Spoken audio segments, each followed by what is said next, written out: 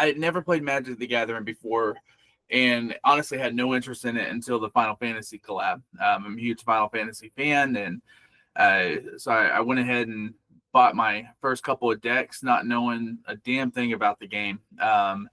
And as I kind of got a little bit more into, learning how to play Magic, it just really intrigued me, like how many people I came across that like this was their first time ever playing Magic because of Final Fantasy. And when I started looking at like just the history of Final Fantasy and honestly what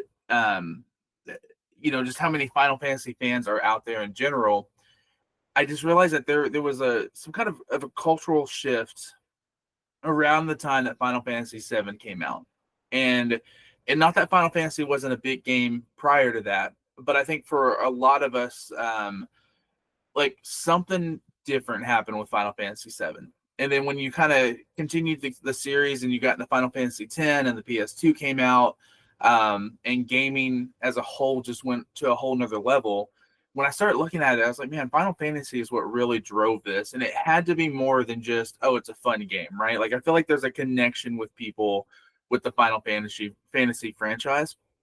So I was like, you know what? Like, I want to tell that story. And I've done a lot of photography work in the past. I've done a lot of videography work, but I've never really made like a documentary. So I was like, okay, let's give this a shot. So the documentary in general is over Magic the Gathering because that's what kind of brought me into it. But I was like, if my first place to start was Final Fantasy, this is where I wanted to start the documentary series at, is with Final Fantasy. So I posted the video, said, hey, looking for fans. And was honestly overwhelmed, man. I had hundreds of messages for people wanting to do the interviews. And that's when I just realized, like, man, Final Fantasy is just different. Like there's a lot of great gaming,